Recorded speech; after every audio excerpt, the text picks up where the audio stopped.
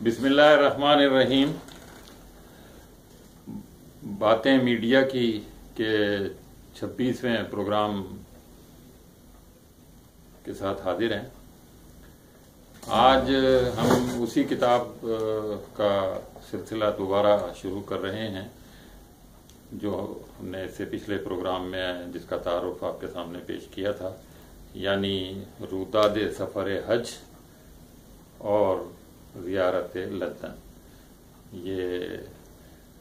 حافظ احمد حسن صاحب نے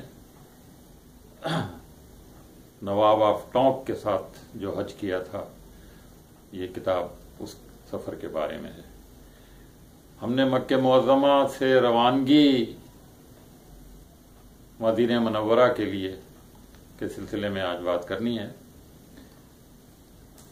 یہ راستہ اس زمانے میں بہت ہی خطرناک راستہ شمار کیا جاتا تھا۔ جگہ جگہ بدو قبائل حاجیوں کو لوٹ لیا کرتے تھے۔ نواب صاحب کے پاس چونکہ کافی دولت اور سامان تھا، اس لیے انہوں نے پہلے ہی شریف مکہ سے یہ درخواست کی تھی کہ ان کی حفاظت کا کوئی انتظام کیا جائے، اور اسی سلسلے میں شریف مکہ نے خصوصی ان کے لیے ان کی حفاظت کے لیے انتظامات کیے تھے۔ ایک تو اپنے طور پر سرکاری لوگ ان کے ساتھ کر دیے گئے تھے جو ان کی حفاظت، لیکن اس کے علاوہ خود ان لوگوں کو جو لوٹ مار کیا کرتے تھے ان کے سردار کو بلا کر کہا گیا کہ یہ ہمارے خاص مہمان ہیں اور آپ نے ان کی حفاظت کرنی۔ اور وہ سردار جس کا نام کتاب میں پہلے شیخ الحرامی بتایا گیا ہے، ہو سکتا ہے شیخ الحرم سے ہو، یہ بہرحال کتاب میں اس کو شیخ الحرامی لکھا ہے، وہ اپنے انہی لٹیروں کے ساتھ ان کی حفاظت کرتا رہا اس پورے سفر میں، جو عام طور پر دوسرے حاجیوں کو لوٹ لیا کرتے تھے۔ راستہ اس زمانے میں بہت خراب تھا۔ اب یہ لکھتے ہیں کہ چاندنی نہ تھی، رات تاریک تھی کہ مکے سے تھوڑے سے فاصلے پر کھلے ریتیلے میدان میں ان کا قافلہ جمع ہوا۔ یہاں بچھو بہت تھے، ہر پتھر کے نیچے ایک ضرور مل جاتا تھا، اس لیے لیٹنے سے قبل بڑی احتیاط سے پتھروں اور ریت کی بالائی تہ ہٹا کر زمین پر جھاڑیوں کی شاخیں اور جڑیں بچھا کر ان لوگوں نے اپنے سونے کا اہتمام کیا۔ یہ لکھتے ہیں کہ اس زمانے میں عربوں نے ایک غیر معمولی قسم کی مشل ایجاد کی ہوئی تھی۔ لائٹ تو تھی نہیں، اس زمانے میں بجلی تھی نہیں۔ اب اس مشل کو جو خاص طور پہ مصر سے بن کے آیا کرتی تھی، اور مصر کے لوگ ہی اس مشل کو جلایا کرتے تھے، وہ ایک گول سلاخوں کا ایک پنجرا ہوتا تھا، اور اس میں تقریباً گہرائی 2 فٹ کی ہوتی تھی اور چوڑائی بھی تقریباً اس کی 1 فٹ کی ہوتی تھی، اور اس میں وہ ایک مشل جل رہی ہوتی تھی، اور وہ مشل جو ہے وہ خچر کی پشت پر رکھ کر ان قافلوں کے ساتھ لے کے چلا جاتا تھا۔ اچھا، وہ کبھی کبھی اس میں کوئی خوشبودار چیز بھی ملا دیا کرتے تھے جس سے رات کی فضا میں خوشبو بھی پیدا ہو جایا کرتی۔ ایک اور مقصد اس کا یہ بھی تھا کہ جو اس مشل سے جو راکھ نیچے گرے، راستہ بھٹکنے والے لوگوں کو اس راکھ کے ذریعے صحیح راستہ پتہ چل جائے۔ بہرحال یہ بتاتے ہیں کہ ہم اگلے دن جا کر دوپہر کو کہیں ہم روانہ ہوئے، اور وہ نائب الشریف جو تھے جن کی ذمہ داری لگائی گئی تھی حفاظت کی، وہ 10 بہت بد شکل بد حیات آدمی جن کی صورت پر بدماشی ٹپکتی تھی وہ لے آئے اور کہنے لگے یہ آپ کی حفاظت کریں گے، اور انہوں نے پھر ان کو محسوس ہوا کہ ہم شبہ کر رہے ہیں کہ یہ لوگ ہماری حفاظت کریں گے یا یہ خود لٹیرے ہیں، تو انہوں نے کہا نہیں، یہ لٹیرے نہیں ہیں، بڑی اونچی حیثیت کے لوگ ہیں، یہ انشاءاللہ آپ کو بحفاظت مدینہ منورہ پہنچائیں گے۔ وہ لکھتے ہیں کہ ہم چلتے رہے، اور ہر پڑاؤ کی تفصیل یہاں نہیں بیان کی جا سکتی، لیکن یہی ہے کہ اکثر جگہوں پر چاول، کھجوریں، روٹی اور مکھن ہمیں کھانے کے لیے ملتا رہا، اور جو کبھی کبھی ہم بدوؤں سے بھیڑیں بھی خرید لیا کرتے تھے اور ان کا گوشت جو ہے وہ ہم پکا کے کھایا کرتے تھے۔ تربوز تو اکثر وافر مقدار میں وہاں مل جایا کرتے تھے۔ حافظ احمد حسن صاحب جو اس کے مصنف ہیں اور جو نواب آف ٹونک کے وزیر تھے، وہ بتاتے ہیں کہ ہمارے علاوہ جو بہت سے قافلے اور آ رہے تھے ان کے لٹنے کی اطلاع ہمیں بہرحال ملتی رہی ہے، یعنی انہوں نے ہمیں بخش دیا لیکن اور لوگوں کو وہ انہوں نے لوٹنا ختم نہیں کیا۔ یہ کہہ رہے ہیں ہمارا جو 10واں پڑاؤ تھا، یعنی تقریباً 10-11 پڑاؤ تھے مدینے کے راستے میں، وہاں کی زمین بڑی سرسبز تھی، کھجوروں کے درختوں سے بھرے باغات تھے، ترکاریوں کے کھیت دور دور تک پھیلے ہوئے تھے اور کنویں بھی بہت تھے۔ یہ شاید مدینہ منورہ کے مضافات کی بات ہے۔ کہتے ہیں جب ہم مدینہ پہنچے تو وہاں بڑا اندھیرا تھا، لیکن بہت سی ٹولیاں ہمارے استقبال کے لیے موجود تھیں۔